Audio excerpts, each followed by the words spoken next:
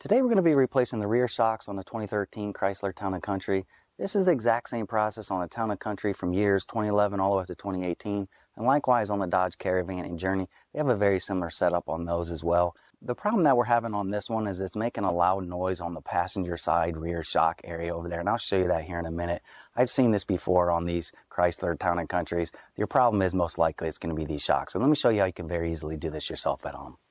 Alright, so on the driver's side, you can see we have no movement, but if we move over here to the passenger side, you can feel there's where our rattle is at. So for sure, our noise is coming from these shocks. To get started here, jack up the vehicle, make sure you put a good quality jack stand under there, and also make sure you have some wheel chocks on the other tires. Then we'll remove this wheel over here, and it's just going to be a 20 mil.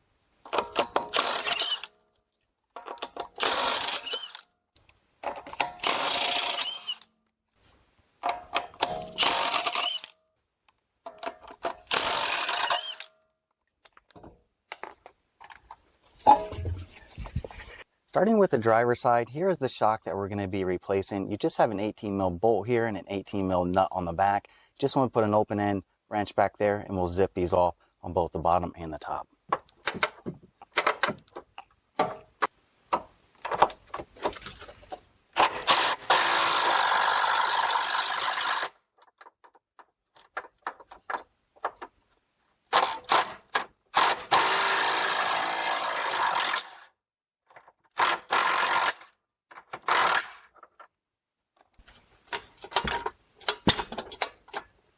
And to remove that bolt, just put a jack underneath the frame on the bottom here and just jack it up a little bit and it'll take that tension off. Then you can remove that bolt. Then we'll do the same thing on this bottom one.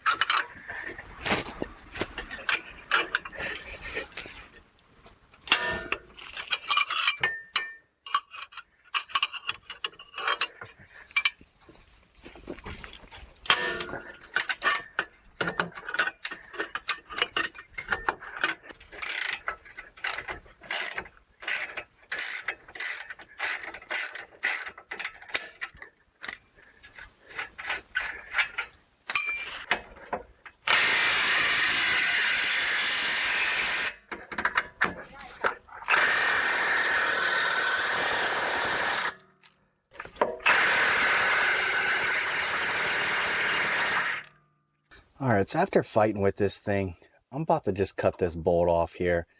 You know, I've tried multiple things here. I had my impact over there. I'm not able to get this off. And I'll show you what happens on these. And the 3 of these I've did in the last couple of years, 2 of them are like this, where that sleeve inside here gets corroded onto that bolt and you will not be able to get that off. Usually you can take the nut like this, put it on the end, and you can pound it out. But what's happening here is I'm starting to bend this bracket over here. So I don't want to damage anything on the frame here. So I'm about to cut this out here and I'll show you what we're dealing with.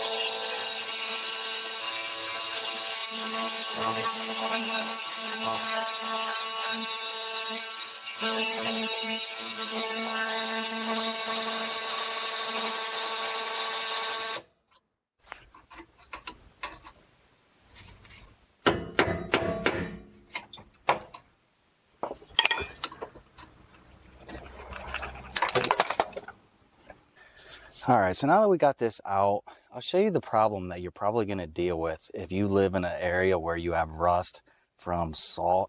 What happens is these bolts, they go inside these sleeves, and over time, corrosion gets in there, and that thing is deadlocked. I tried my stubby, I tried the mid, and I tried the high torque Milwaukee. I don't remember the specs on this one. I think it's all the way up to like 1,500 foot-pounds of torque. I wasn't able to budge that thing. So after about 20 minutes, I gave up. I tried pry bars, PB blaster, etc. there, so I just cut it out. What I use is just the M12 Mult-Tool. And if you don't have any of these Milwaukee carburized nitrous metal blades, these things work awesome. This is about the only blade I will use for metal. All the other metal blades that I've used in the past, they don't hardly last. You'll go through 3 or 4 blades just to cut that. I use this one blade here and cut that metric 10.9 bolt off of there very easily. So you might want to look into this. Obviously there's other ways, sawzalls, but in that tight corners, this Mult-Tool worked good. So now that we got that out, we're ready to install our new one here. And the bolt that I ended up cutting there, this looks like it's an M12 175. So I have a metric 10.9 M12 175 here as well. If you don't have a metric 10.9, make sure you get one. Don't just put some cheap bolt in there, because it needs to be a strong 10.9 bolt to replace it, because that's what we removed. Before we set this up in there, some manufacturers recommend you compress this a couple times. I don't know if this one does or not, but we'll do it anyways. It's typically best practice just to compress this a couple times. Then after we're done with that, then we'll set it up in there. All right, so thread the top part in here, insert your bolt, and put your nut on the back as well.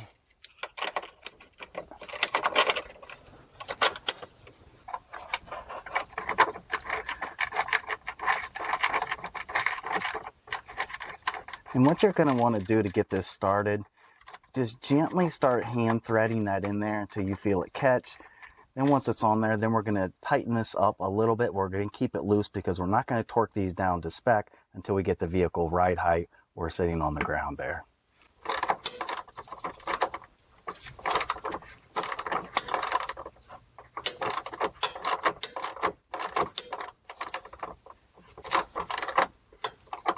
All right, so once you get that on there loosely, then we'll go ahead and install at the bottom. And one comment on that bolt I was just talking about, it is a little bit longer than I want over here, because then you're going to have to use a deep well socket. You don't have much clearance. I did find another 10.9 bolt in my workbench, so that's what I'm going to use. But just make sure if you get a new bolt that you have it the same length of that one that you removed, so you don't have that problem of hitting over here. And we'll go ahead and loosely tighten this one as well.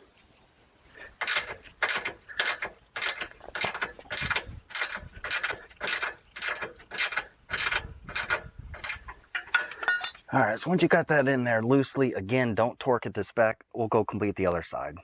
Over here on the passenger side, it is the same process to get the bolts removed. However, there's one minor problem over here on this side, and you have this bracket here. So you have 3 bolts holding this bracket, and it's very difficult to get an open end wrench back in here because you have all this stuff in the way. There's a couple things you can try. You can maybe try a stubby, but the preferred option that I've always used is one of these S-shaped wrenches. And I got this whole set, a couple years ago, and I think this was only like 30 bucks. So these come in very handy for snares like this, because you can slide this back in here and it will fit in there perfectly. So then you can get your impact on there and take it out. The other option, you can remove this bracket, but I want to caution you on that. On some rusty vehicles, if you remove that bracket, you might not be able to get those bolts back in there. So this is definitely the safer bet. But if yours doesn't look as rusty and this one doesn't look bad, so we could maybe remove those. But I'm just going to use my S-shaped wrench because we have it. But between the options of either the S-shaped wrench or removing the bracket, we'll be able to get that off. On this bottom bracket, I'm not going to hold my breath that this is actually going to come off here. I'm guessing we'll probably have to cut it off like the one on the other side, but we'll give it a try here.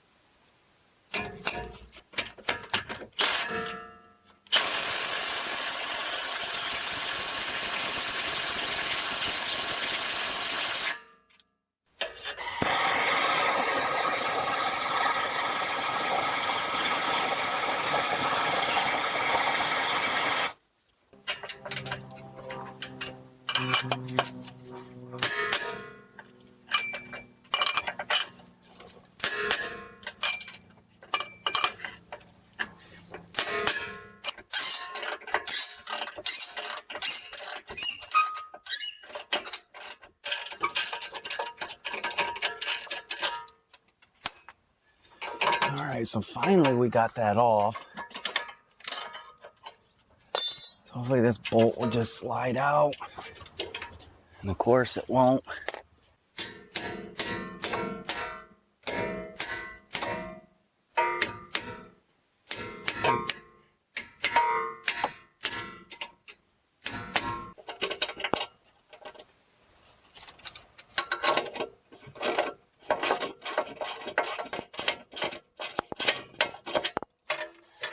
All right, so finally we got that bolt out.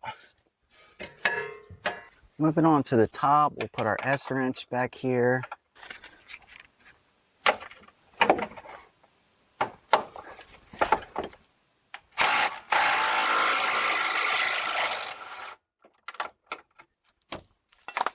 And remove our bolt, and our shock should come out. Then take our new one. And again, we'll pressurize it like we did on the other side. Then we'll install it, starting with the top.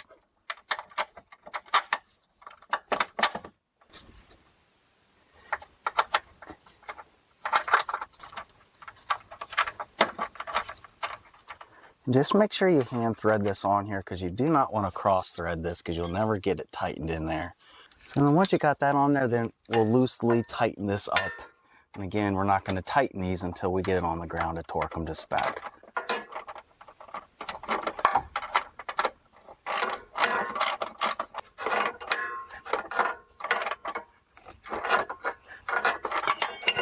Alright, so then we'll go to the bottom. And this bottom one, we're going to be replacing this bolt as well, just like we did on the other side. And I don't know if you can pick that up in the video there, but it's definitely deformed in here. It's probably why it was such a bear to get off there. Unlike some shops where they'll just jam this back on there with an impact and let the next guy deal with it, I'm going to be replacing it with a new metric 10.9 bolt here. And we'll just snug this up as well. Again, don't tighten it until we get it on the ground. Now that we have this installed, we'll go ahead and put our wheels back on here. We'll lower the vehicle to the ground. Then we're going to torque this to spec. And on this vehicle, all 4 of these bolts need to be torqued to 55 foot-pounds. To get these torqued to spec, it's typically best practice to do this on the ground when the weight of the vehicle is on the ground, so it compresses those shocks. With that said, that's not always possible. If you're not able to do that on your vehicle, just take your jack and raise the vehicle up to ride height the best that you can, then torque them and you can take the wheels off. On this vehicle, we do have access to come underneath here and actually torque them to spec when the vehicle's on the ground, so that's what we're going to do. But if you're struggling with that, just jack up the vehicle in the back at the jack point that I showed you there. Starting with the top here, we're just going to be using a deep 18. And you have just enough clearance to get up there on that bolt. Then on the back side, I have my S wrench here, and I'm just going to be using the body of the vehicle here to hold it in place. Then we'll go ahead and torque this to 55 foot-pounds.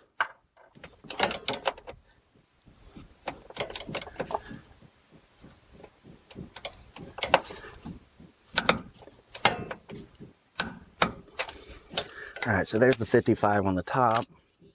Then we'll do the same thing on the bottom here.